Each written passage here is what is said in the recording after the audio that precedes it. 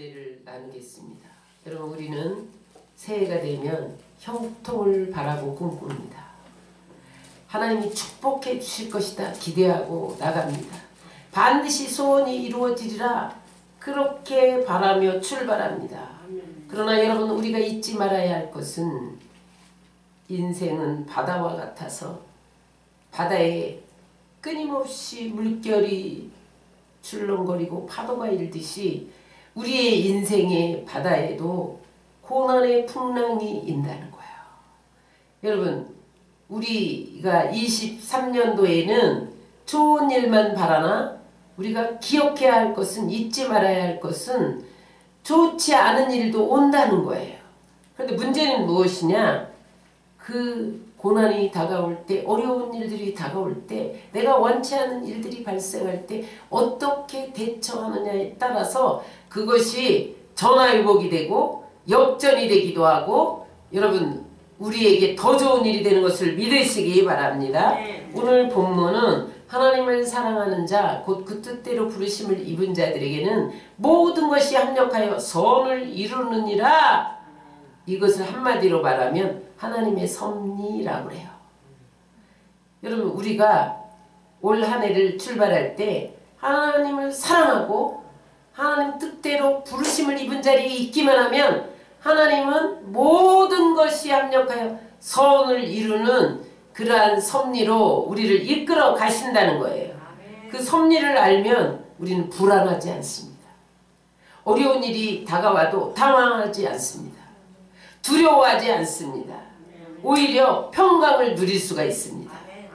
그래서 여러분, 우리는 올 한 해 동안 하나님의 섭리를 믿고 출발해야 돼요. 성경은 뭐라고 말씀합니까? 참새 한 마리라도 하나님이 땅에 떨어지기를 허락지 아니하면 떨어질 수 없다는 거예요. 아무리 명중시킨 포수라도 내가 저 참새를 마치리라, 명중시키리라, 그래서 활을 쏘고 총을 쐈는데 하나님이 맞게 하지 않으면 땅에 떨어질 수 없다는 거예요. 하나님은 우리의 머리털 하나까지도 다 세신다는 거예요. 그 말씀이 마태복음 10장 29절로 30절에 나옵니다. 시작. 참새 두 마리가 한 아사리온에 팔리지 않느냐? 그러나 너희 아버지께서 허락지 아니하시면 그 하나도 땅에 떨어지지 아니하리라. 너희에게는 머리털까지 다 세신 바 되었나니. 여러분, 그러므로 우리에게 고난도 하나님의 허용 차원에 있다는 거예요. 하나님이 고난을 허락지 아니하면 우리에게 고난이 다가올 수 없는데 왜 고난을 허용하시느냐? 합력하여 그것조차도 선을 이루시기 위해서 고난을 허용하신다는 거예요. 그러므로 여러분, 우리에게 어려움이 다가온다 할지라도 사명이 끝나지 않는 한 죽지 않는 것을 믿으시기 바랍니다. 그래서 여러분, 오늘 우리는 이 한 해 동안 하나님의 섭리와 인도를 받으리라, 그런 마음가짐을 가지고 또다시 한 해를 출발해야 돼요.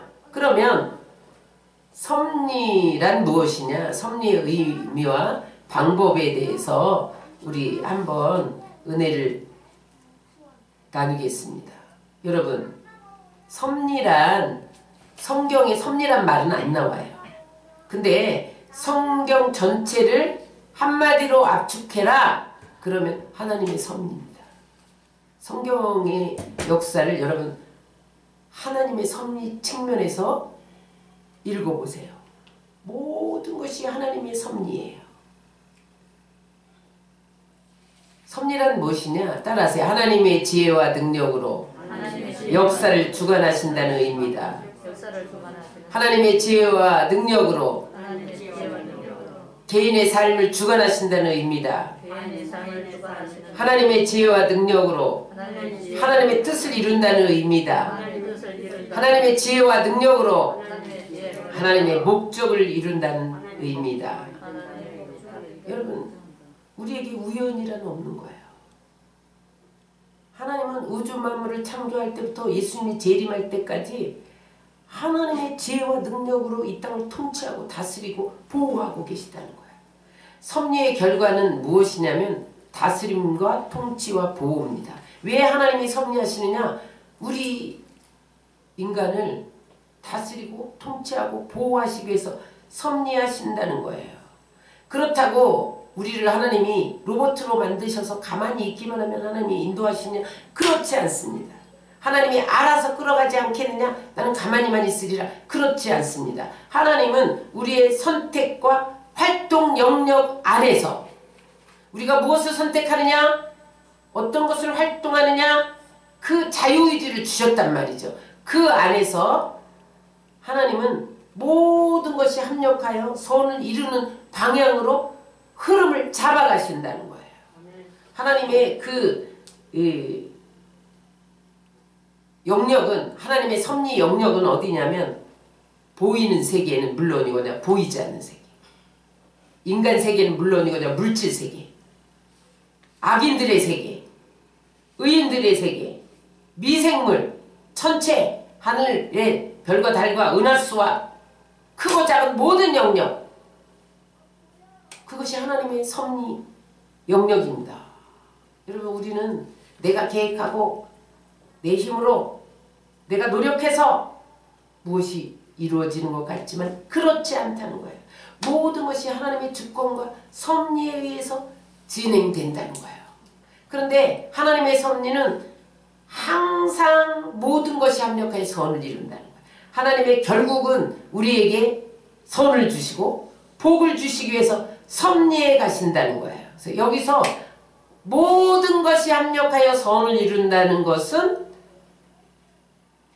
모든 것이란 이 세상에서 일어나는 모든 일을 말합니다. 인간의 만남과 이별, 이것도 하나님 섭리 안에 있다는 거예요. 어떤 사건,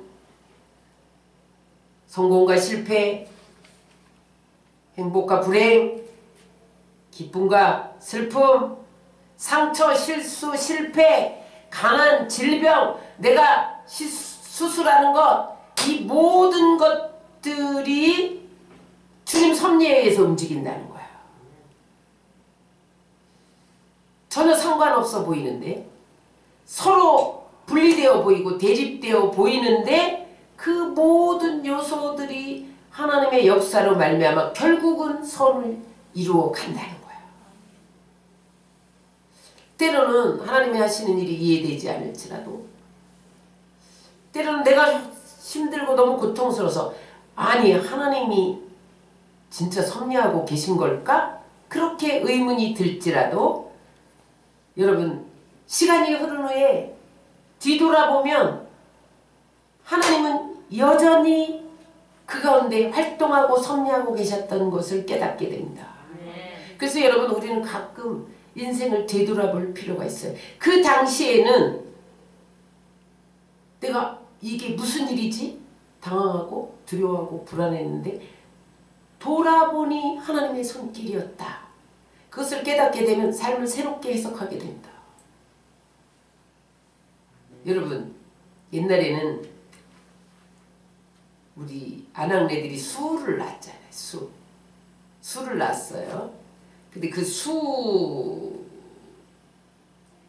보면, 수틀이라고 그러나요?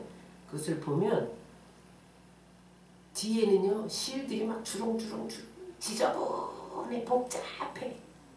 근데 앞에는요 아름다운 꽃도 그려지고 평화로운 시냇가도 나무도 동물도 사슴도 그려져요. 여러분, 우리가 사는 세상은 복잡해요. 지저분해. 그런데 하나님은 이 모든 것들을 선용하셔서 아름다운 작품을 이뤄가고 계시다는 거예요. 여러분, 우리는 현재라는 이런 틀에 갇혀 있어서 과거를 돌아보거나 미래를 바라보는 눈이 없어요. 그래서 현재 것만 보고 판단하기 때문에 전체를 볼 줄 몰라요. 그런데 하나님은요, 과거와 현재와 미래를 동시에 보세요. 그래서 이 사람의 과거와 현재와 미래를 보고 어떻게 끌어갈 방향을 잡으세요. 마치 내비게이션이 500m 앞에서 좌회전하세요. 그런데 내가 우회전 해버리면 위에서 저 내비게이션을 움직이는 뭐죠? 인공위성에서는 다 보고 있어. 좌회전해야 되는데 우회전으로 가네? 그럼 어떻게 해야 되지? 그 목적한 바를 저기 가서 유턴하라고 해야 되겠다. 유턴시켜요. 그래서 다시 좌회전 가는 방향으로 돌려요. 우리는 몰라서 자꾸 우회전을 하려고 그래. 근데 하나님이 볼 때는 그쪽 방향으로 가면 안 돼. 그러니까 턴하세요. 유턴하세요. 300m 앞에서 유턴하세요. 하나님은 우리 전체를 보고 계십니다. 그래서 여러분 성경에 보면 역전의 드라마가 많이 탄생해요. 역전승. 야구가 9회 말이 됐어. 2대1로 계속 지고 있어. 근데 다시 한번 홈런을 쳤어. 연쇄 홈런을 쳐서 역전을 시키는 걸 보고 사람들이 박수를 보내고 환호하잖아요. 성경에도 보면 하나님 섭리 속에서 역전 인생을 살았던 많은 성경의 인물들이 살아나요. 근데 그 배우를 보면 언제나 하나님이 섭리하셨다는 거예요. 모세를 보세요. 이스라엘 백성이 애굽에서 번성해지니까 바로가 겁났어. 이들이 나가서 이 인구들이 번성해서 적들과 연합해서 우리를 칠지도 모른다. 그러니까 번성하지 못하게 해야지. 그 방법 중에 하나가 뭐예요? 히브리 어린아이 사내아이가 태어나면 다 죽여라. 나일강에 던져라. 그랬는데 그 어머니가 모세를 석 달이나 숨깁니다. 왜냐하면 석 달 동안은 울음소리가 밖에 안 나가. 근데 석 달 후에는 아이의 울음소리가 커져서 숨길 수가 없어. 만약에 발각나면 아이도 죽고 부모도 죽어요. 그러니까 어떻게 합니까? 이제 갈대 상자에 그를 눕히고 나일강 하수에 띄웁니다. 그런데 이게 무슨 일입니까? 하나님이 바로의 딸이 나일강에 목욕하러 내려오게 해서 적진 속에 모세를 보호해요. 그래서 모든 사내아이가 죽임을 당하는 그때에 적의 딸이 그를 보호해서 키웁니다. 40년 동안 왕궁의 세계 최대의 나라, 최강대국 애굽의 궁중문화와 모든 예술, 문물을 다 배우게 해서 이스라엘 영도자로 준비시킵니다. 그래서 여러분 모세는 이스라엘 백성들을 출애굽할 수 있었던 거죠. 이게 역전의 드라마예요. 여러분 죽을 수밖에 없는 인생을 적진 속에 가장 안전한 곳에 넣어야 살 수 있다. 이것을 섭리하신 하나님께서 그를 이스라엘의 영도자로 만들어 가셨다는 거예요. 여러분 다윗도 보세요. 목동이었는데 골리앗과의 싸움에서 승리하니까 인기가 높아지니까 사울이 죽이려고 하잖아요. 그런데 10년을 삼천군사를 풀어서 죽이려고 광야와 동굴을 샅샅이 뒤지는데 하나님이 안 죽이잖아요. 하나님이 칼이 다 피해가게 삼천군사들의 눈을 가려 못 찾아내게. 그래서 여러분 나중에 목동 출신이 역전의 인생 왕이 된 것을 믿으시기 바랍니다. 이게 하나님의 역전의 드라마예요. 기생 출신 입다가 사사가 될 수 없어요. 그런데 그를 사사가 되는 역전의 인생. 포로로 끌려갔던 다니엘이 어떻게 국무총리가 될 수가 있어요? 하나님이 섭리하니까 애굽의 바벨론의 국무총리가 됐단 말이죠. 고아 출신, 포로 출신인 에스더가 어떻게 페르시아의 왕비가 될 수 있어요? 하나님이 섭리하셨다는 거예요.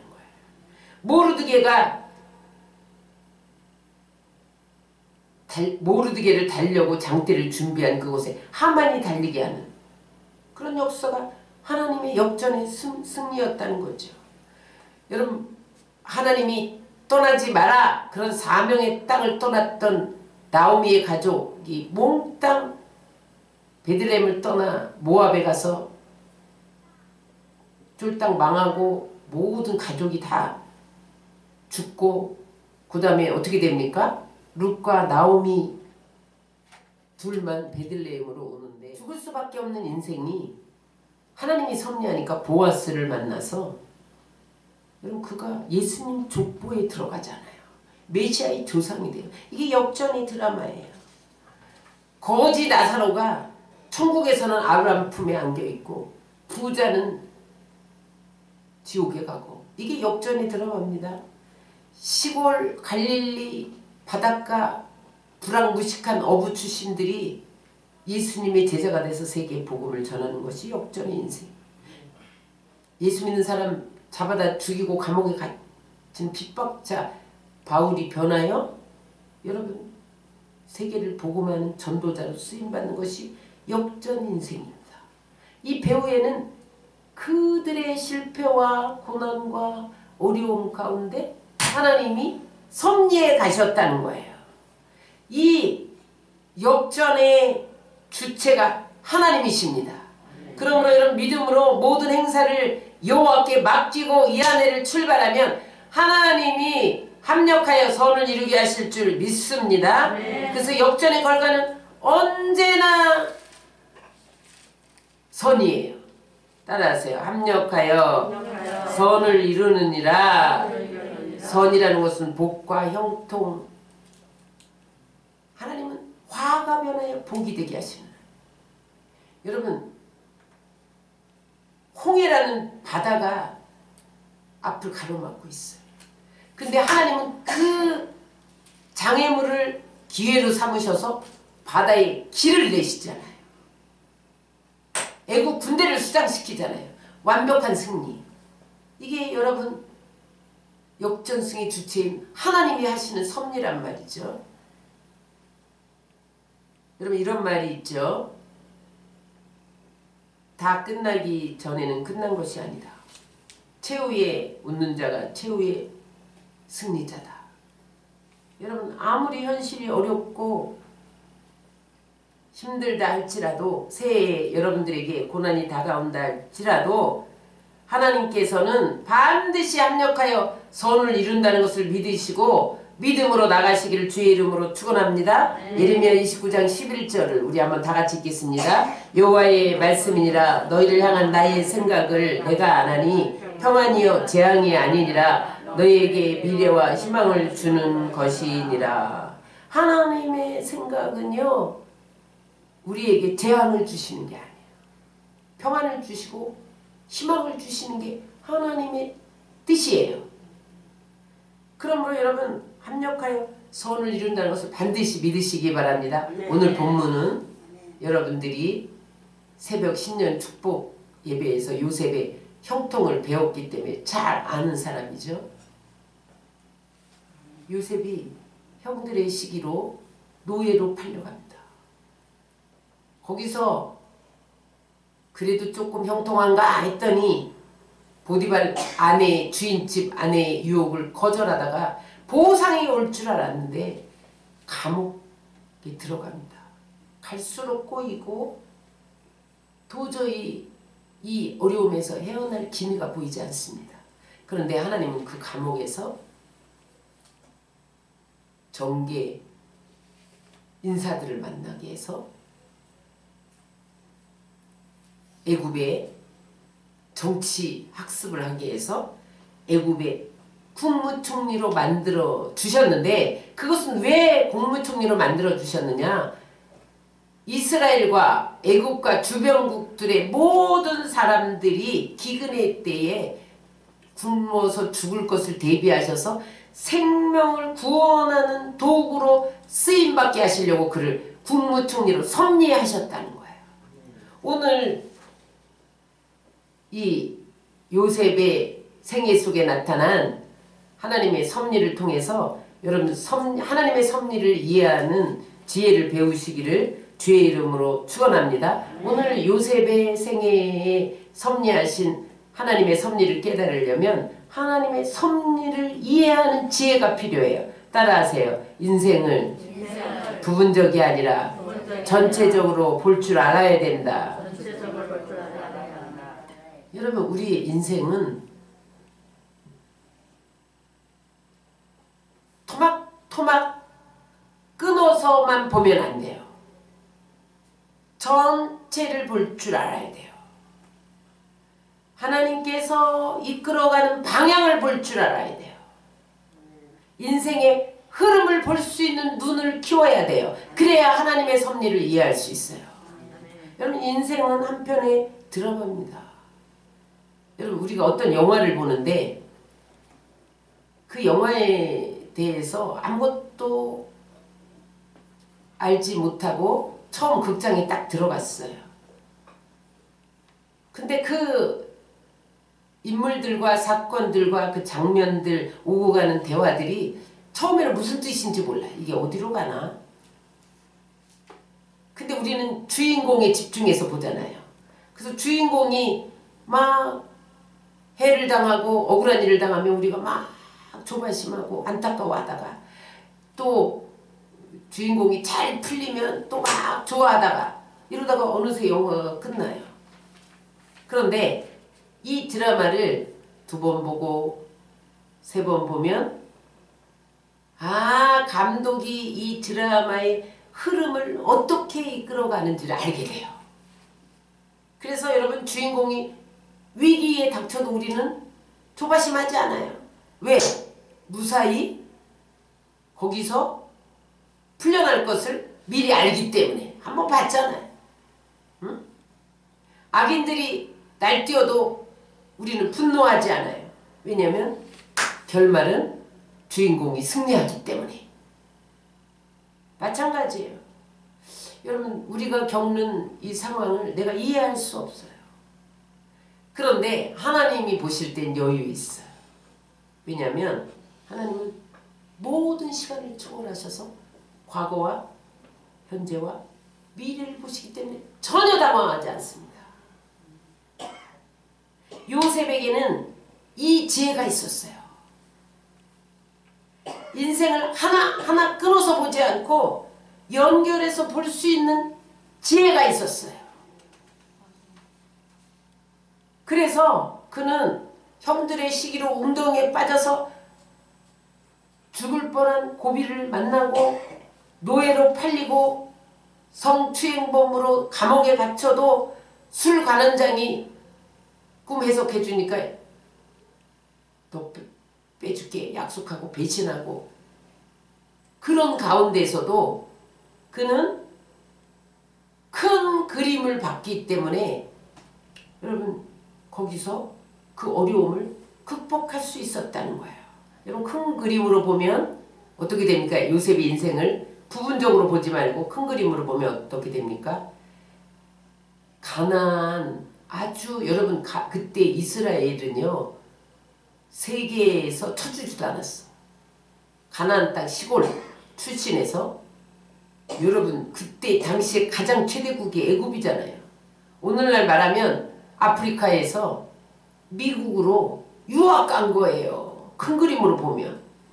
형들이 그들을 팔지 않았더라면 여러분 어떻게 그가 애굽으로 유학을 갔겠어요. 응? 무비자로 갔잖아. 비행기 티켓 없이 갔잖아. 그때의 요셉의 형편으로 아버지 야곱이 비행기 티켓을 끊을 형편이 안 돼요. 비자도 낼 수 없어. 아프리카 저 시골 정글 속에 사는 사람이 미국에 어떻게 비자 없이 들어갈 수 있습니까? 그렇게 됐단 말이에요. 그리고 큰 그림에서 보면 그 높은 사람 시위대장은요 대통령 경호실장이에요. 그 집의 노예가 됐단 말이죠. 이게 하나님이 이끌어가는 거야. 이 가나안 구석에다가 처박아 놨다가는 애굽의 국무총리가 될 일이 없어. 그러니까 형들의 하나님이 시킨 건 아니지만 하나님이 형들에게 팔아라 이렇게 시킨 건 아니에요. 형들이 판 것을 하나님이 선용하신 거야. 이걸 어떻게 선으로 바꿀까? 시위대장 노예로 들어가게 해야겠다. 하나님 이끌어가시고. 아니 거기서 억울한 누명을 써서 이게 억울한데 억울하다고 아무리 외쳐도 알아주질 않아. 보디발은 알았어요, 억울한 걸. 근데도 아내가 집어넣으라니까 아내 편에 서야 하기 때문에 집어넣은 거예요. 근데 하나님은 그것을 선용하셔서 거기서 정치인들과 권력자들을 만나서 정치를 배우게. 거기는요, 그 감옥은 아무나 들어가는 감옥이 아니야. 권력자, 정재계 인사들만 들어가는 감옥이야. 거기도 집어넣었어. 왜냐면 시위대장 보디발이 가만히 보니까 얘는 허접한 아이가 아니야. 그러니까 자기 경호실장 백으로 좋은 감옥에다 넣어준 거예요. 근데 거기서 하나님이 또 이끌어 가셔요. 계속해서 술관한장이 갇혔는데 꿈을 꿨어. 야, 꿈을 해석 좀 해줘라. 요셉이 거기서 섬기면서 해석을 해주는데 너는 3일 후면 추록해. 너는 나가서 다시 복귀할 거야. 그러니까 이걸 알았잖아요. 요셉이 나 좀 끌어내줘. 그랬더니 알았어. 약속했어. 손도장 쫙 찍었어. 인증샷 했어. 그런데 여러분 2년 동안 까마득히 잊어버려요. 근데 돌아보니 2년이 차야 애굽의 국무총리 될 공무원 합격 나이가 30세야. 만약에 여러분 2년이 차지 않고 술가른장이 나가자마자 기억해서 이를 빼냈다면 그는 소시민으로 돌아갈 수밖에 없었을 거예요. 보디발의 집으로 들어갈 수도 없잖아. 그렇다고 가나안 땅으로 갈 수도 없잖아. 어쩌면 홈리스가 될 수도 있었어요. 그런데 하나님이 2년 동안 감옥에 더 두면서 그의 인격을 단련시키면서 여러분 어떻게 합니까? 30살에 술 맡은 관한장의 기억 속에 요셉을 기억하도록 한 사건을 일으키는데 왕이 꿈을 꾸는 거예요. 왕이. 그런데 애굽의 술객들과 현인들이 아무도 해석하지 못하는 거예요. 그때 술관원장이 야, 해석자라는 요셉이 감옥에 있다. 그것을 기억해서 2년 딱 차니까 하나님이 딱 뽑았어요. 직행 바로의 꿈을 꾸면서 왕이 너밖에 없다. 그래서 국고를 맡긴 국무총리로 제가닥 올라가잖아요. 그래서 여러분 이것을 다시 보면 가나안 땅에 있던 17세의 소년이 30세에 애굽의 총리가 되는 그런 장소에 하나님이 섭리하시고 시간에 섭리하시고 하나님의 타이밍에 섭리하시고 여러분 그래서 하나님의 섭리는 어떤 사건 어떤 장소 때 하나님의 타이밍 실수도 실패도 고통도 질병도 하나님이 섭리로 이끌어 가시는 거예요. 그래서 그 사건 하나하나를 보면 어이없어요. 그러나 여러분 연결해서 보면 하나님이 섭리하시고 있다는 것을 볼 수 있어요. 여러분 이 지혜를 가져야만 우리는 평안을 누리고 형통을 누릴 수 있습니다. 나를 괴롭혔던 사람, 용서할 수 없는 사람을 용서하게 되고 나를 힘들게 했던 시간들 이해가 안 되는데 길게 보면 하나님께서 그 속에서 나를 변화시켰고 그 속에서 나에게 은혜가 무엇인지 깨닫게 하셨고 그 속에서 하나님이 무언가를 채워주셨어요. 어떤 은혜의 흔적을 우리에게 주셨어요. 새로운 세계를 경험하게 하셨어요. 그래서 여러분 인생의 흐름과 방향을 우리가 그릴 수 있게 하셨단 말이죠. 그래서 그러한 이해할 수 없는 그런 과정 나를 억울케 하고 힘들게 하는 사람을 만나면서 그 속에서 내 인생이 흘러가는 방향과 흐름을 깨닫고 남은 인생 내 여생은 무엇을 할 것인가 내가 앞으로 어떻게 살아가야 할 것인가 그러한 원칙을 깨닫게 됩니다. 그러므로 여러분 우리는 어떤 일을 볼 때 나무만 보지 말고 숲을 볼 수 있어야 돼요. 자세히도 봐야 되지만 길게 봐야 돼요. 부분적으로 봐야 되지만 전체적으로 봐야 돼. 그래서 여러분 우리 교회도 어떤 한 사람을 보면 안 됩니다. 전체를 봐야 돼. 현재도 보지만 미래도 봐야 돼요. 우리는 한국만 생각하면 안 돼. 세계도 봐야 돼. 우주 만물을 통치하시고 시간을 주장하시는 하나님을 봐야 돼요. 길게 넓게 연결해서 볼 수 있어야 돼요. 그러면 여러분 하나님이 섭리하시는 길을 보게 됩니다. 두 번째, 우리는 하나님의 섭리를 깨닫기 위해서 어떻게 해야 되느냐 따라하세요. 모든 상황에서 함께 하시는 하나님을 확신해야 된다.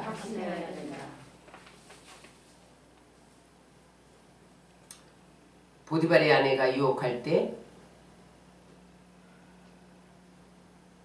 아무도 보는 사람 없어 그랬는데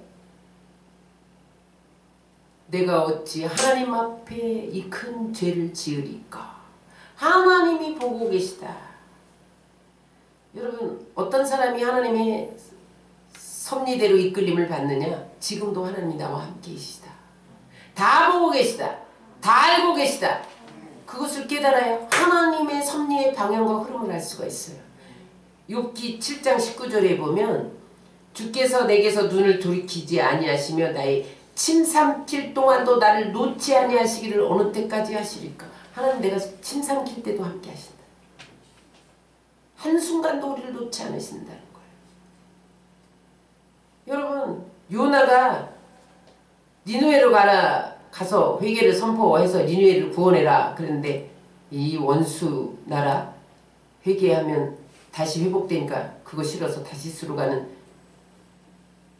배를 타잖아요. 근데 하나님이 거기도 함께 계셔서 풍랑을 가지고 쫓아가요. 바울과 실라가 감옥에 갇혔잖아요. 근데 하나님이 거기도 함께 계셔서 저들이 기도하고 찬양할 때 우물을 열어버려요. 따라하세요. 하나님이 나와 함께 계시다. 그것을 믿는 것이 살아있는 영성이에요. 하나님이 다 보고 계신데 내가 어떻게 아무렇게나 행동할 수가 있겠어. 내 말 한마디에도 신중하죠. 나를 자랑할 수 없어요. 하나님 앞에서 나를 보면 아무것도 아니잖아요. 나의 부족함과 나의 거룩하지 못함과 그런 것들을 깊이 바라볼 수 있기 때문에 하나님만 자랑할 수 있는 거야. 그러므로 여러분 하나님의 섭리를 깨달으면 하나님이 나와 함께 계시다는 것을 알아야 돼.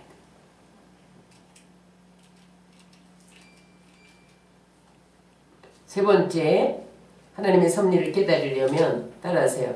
하나님은 악을 선으로 바꾸신다. 이걸 깨달아야 돼요. 오늘 요셉의 형제들이 흉년이 들어서 애굽에 곡식을 구하러 갔는데 자기 동생이 애굽의 국무총리가 되었으리라고는 꿈에도 생각 못했는데 국무총리가 돼서 벌벌 떨고 있는 거야. 우리는 죽었다. 그때 요셉이 한 말이 창세기 45장 5절입니다. 시작. 당신들이 나를 이곳에 팔았다고 해서 근심하지 마소서, 한탄하지 마소서. 하나님이 생명을 구원하시려고 나를 당신들보다 먼저 보내셨나요? 하나님의 섭리를 가장 잘 아는 표현이죠. 당신들이 나를 이곳에 팔았지만 그것은 당신들이 나를 판 게 아니라 하나님이 많은 사람들의 생명을 구원하시려고 나를 당신들보다 먼저 보내셨나이다. 오늘 본문 창세기 50장 20절 다 같이 읽겠습니다.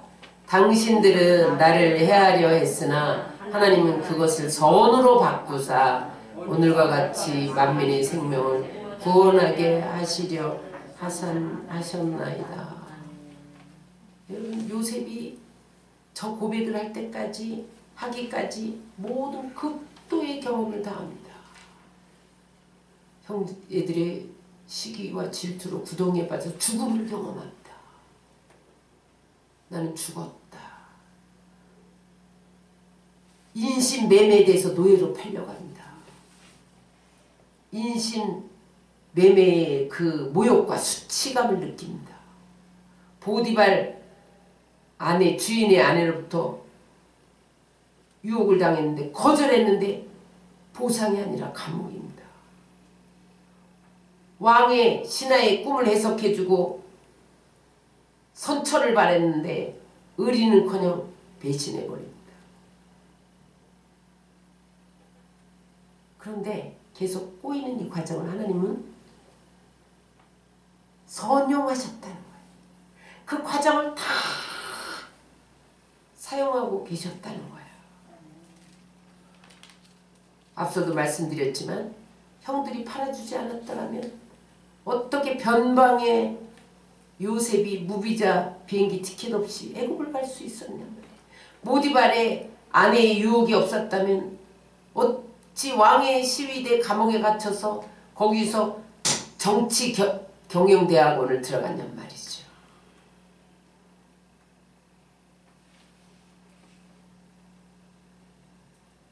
여러분, 형들의 시기와 모든 보디발 아내의 모함이 그를 국무총리로 가는 발판이 되었다는 거예요. 하나님께서 그것조차도 선용하셨다는 거예요.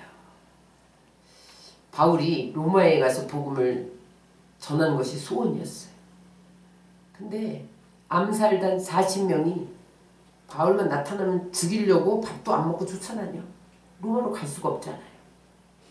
근데 하나님이 그를 죄수의 몸으로 호위병을 붙이잖아요. 아무도 암살단이 접근 못해 뱃삭 안 들이고 로마까지 갑니다. 자기 형편은 뱃삭은 없어서 못 가 로마까지. 근데 호위병이 군사들이 그를 호위해서 로마까지 가잖아요. 하나님은 암살단이 죽이려고 하는 것도 선으로 바꿔서 호위병을 붙여서 로마에 가서 왕족들에게 복음을 전하게 하는데 쓰셨단 말이죠. 잠언서 18장 16장 9절을 다 같이 읽겠습니다. 사람이 마음으로 자기 길을 계획할지라도 그 걸음을 인도하는 자는 여호와시니라. 그러므로 여러분, 하나님의 이 섭리를 깨달을 때 여러분 우리는 하나님의 인도하심을 받을 수 있어요. 합력하여 선을 이루는 것을 믿으시기 바랍니다. 네. 마지막으로 우리는 하나님의 섭리의 인도하심을 받으려면 어떻게 되느냐 따라하세요. 고난의 시기에 미래를 준비하며 기도해야 한다. 여러분 그래 고난도 합력하여 선을 이뤄. 그러니까 무조건 가만히 있자. 시간만 지나면 돼. 절대 그렇지 않습니다. 오늘 성경에 고난 속에서 역전의 승리를 거뒀던 하나님의 사람들은 고난의 시기에 무언가를 준비했어요. 따라하세요. 고난의 시간을 낭비하지 말아야 된다. 성경의 모든 하나님의 사람들은 고난의 시기에 미래를 준비했어요. 여러분 요셉도 보세요. 애굽의 국무총리가 됐으니까 난 너무 좋다 룰루랄라 하지 않았어요. 하나님이 왜 나를 애굽의 국무총리가 되게 했나? 바로의 꿈에 7년 흉년이 들 것이라는 것을 알려줬단 말이죠. 그러면 이 7년 흉년의 기간에 나는 무엇을 할 것인가? 그는 곡식들을 풍년의 때 충년의 시기를 대비하기 위해서 저장해 두었단 말이에요. 미래를 준비했단 말이에요. 그랬더니 흉년의 때가 왔을 때 자기 고국 사람들은 물론이거니와 애굽 사람들은 물론이거니와 주변 모든 사람들의 생명을 구하게 됐다는 거예요. 여러분 요셉이 준비하지 않았다면 모든 세계 사람들이 죽을 뻔했는데 그는 준비했기 때문에 모든 생명들을 구할 수 있었다는 거예요. 다윗이 사울에게 쫓기는 10년의 광야 생활 동안에 그는 하나님 살려주세요. 그리고 아무것도 일하지 않고 숨기만 하지 않았습니다. 그는 자기에게 몰려드는 400명 불량자들, 빚진 자들, 억울함을 당하는 자들을 모아서 훈련시켰습니다. 아둘람굴에 모아놓고 새벽 기도 시켰습니다. 하나님을 가르쳤습니다. 그랬더니 그들이 나중에 다윗이 왕이 됐을 때 주변에 발판이 되고 참모가 돼서 다윗을 호위합니다. 만약에 다윗이 10년 동안 광야에 도피 생활하면서 고난의 시간을 낭비했더라면 그가 어느 날 갑자기 왕이 된다 하여 발판을 언제 준비합니까? 그때서야. 그러나 그는 10년 동안 이 400명의 아둘람 굴에 억울한 자, 빚진 자, 소외층들을 훈련시켜서 자기 용사로 삼았다는 거야. 그래서 여러분 다윗은 그들 때문에 왕 중에 왕이 될 수 있었습니다. 여러분 고난의 시간을 낭비하지 마시기 바랍니다. 고난의 때에 준비해야 돼요. 나의 모난 성품을 다듬고 내가 하나님 보시기에 합당하지 못하게 살았던 것을 수정하고 그 다음에 하나님이 나에게 이 고난의 시기를 통과한 다음에 다시 승리하게 하셨을 때, 다시 일으켜 세우셨을 때, 다시 성공하게 하셨을 때 어떻게 할 것인가를 준비해야 돼요. 그 다음에 두 번째 고난의 시기에 하나님의 사람들은 다 기도했습니다. 다니엘이 사자굴에 던져진다는 것은 죽음의 고난이죠.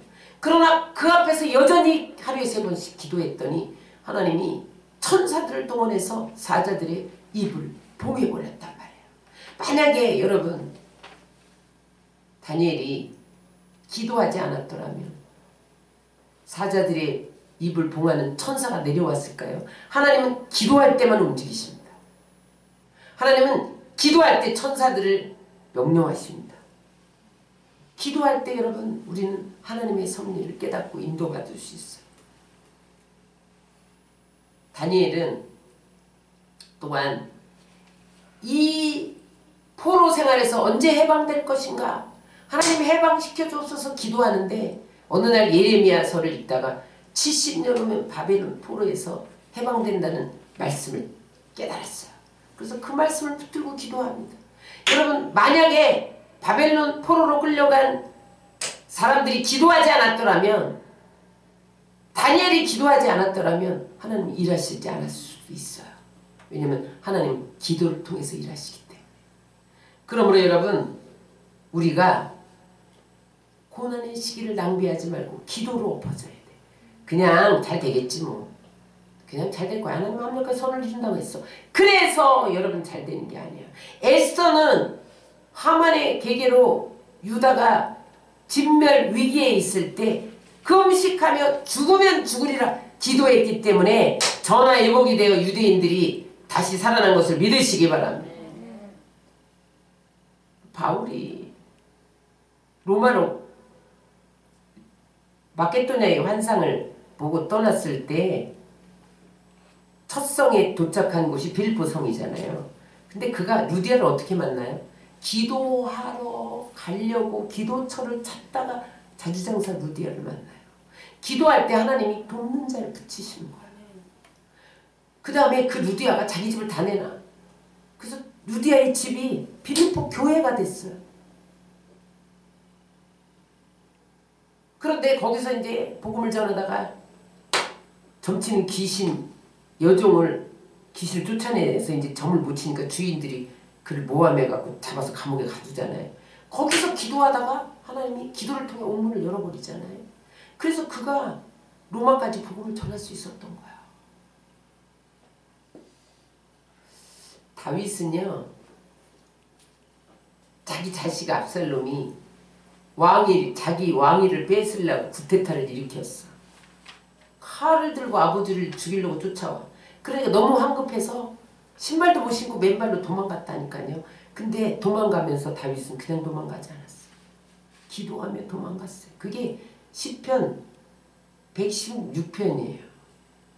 우리 1절로 4절 그때의 압살롬에게 쫓기면서 처절한 자식이 죽이겠다고 칼을 들고 쫓아오는 미처 신발도 신을 틈도 없이 도망가면서 그는 기도했다니까요. 시편 116편 1절 4절 시작. 여호와께서 내 음성과 내 간구를 들으심으로 내가 그를 사랑하는도다. 그의 귀를 내게 기울이셨으므로 내가 평생에 기도하리로다. 사망의 줄이 나를 두르고 수월의 고통이 내게 이름으로 내가 환난과 슬픔을 만났을 때 내가 여호와의 이름으로 기도하기를 여호와여 주께 구하니 내 영혼을 건지소서 하였도다. 그가 기도했기 때문에 하나님 그 기도를 들으시고 다시 왕위로 복귀시켰다는 거예요. 압살롬을 요압이 죽여버리잖아요. 그리고 다시 왕위로 복귀시킵니다. 여러분 지금 어떤 어려움이 있으세요? 허세를 부리지 말고 맨발로 가세요. 그러나 꼭 기억해야 할 것이 있습니다. 기도해야 됩니다. 자꾸 무엇을 끌어다가 나를 세우려고 하지 말고 여러분 어려움이 있을 때 맨발인 채로 도망가야 할 상황이면 도망가세요. 그러나 도망가면서라도 기도하세요. 그러면 하나님이 반드시 회복시킵니다. 기도하면 하나님이 도와주십니다. 합력하여 선을 이룹니다. 그래서 예레미야 29장 12절 14절은 무엇이라고 외칩니까? 시작! 너희가 내게 부르짖으며 내게 와서 기도하면 내가 너희 기도를 들을 것이요 너희가 온 마음으로 나를 구하며 나를 찾을 것이요 나를 만나리라. 하나님이 만나주시면 끝나는 거 아니에요? 여러분 고난의 시간을 낭비하지 마세요. 고난의 시간에 미래를 준비해야 됩니다. 기도하면 하나님이 반드시 합력하여 선을 이룹니다. 기도하면 역전의 드라마가 펼쳐지는 것을 믿으시기를 주의 이름으로 축원합니다. 말씀을 정리합니다. 여러분 형들이 요셉을 해코지한 것은 팩트입니다. 형들이 잘못했어요. 그러나 하나님은 그것을 선으로 바꾸셨어요. 하나님은 미움도 시기도 질투도 실수도 실패도 악까지도 선용해서 요셉을 국무총리로 삼으셨습니다. 여러분 하나님이 좋으신 하나님이에요. 여러분 이 좋으신 하나님의 섭리를 깨닫기 위해서 우리는 올 한 해 동안 올 한 해를 부분적으로 보지 말고 전체적으로 봐야 돼요. 모든 상황에서 하나님이 함께 계신다. 고난의 현장에도 함께 계신다. 죄 짓는 현장에도 함께 계신다. 하나님이 억울한 현장에도 함께 계신다. 궁핍한 현장에도 함께 계신다. 고난의 현장에도 함께 계신다. 그것을 확신해야 돼요. 그리고 또 하나 하나님은 이 악을 반드시 선으로 바꾸신다. 그리고 고난의 시간을 낭비하지 말고 준비하세요. 기도하세요. 그래서 올 한 해 동안 여러분들이 형통만 오기를 기다렸는데 어려움이 오면 어떻게 하겠어요? 축복만 올 줄 알았는데 고난이 오면 어떻게 하시겠어요? 오늘 요셉의 이 하나님 섭리를 깨닫는 지혜를 배워서 올 한 해 동안 합력하여 선을 이루신 하나님을 마음껏 체험하시기를 주의 이름으로 축원합니다.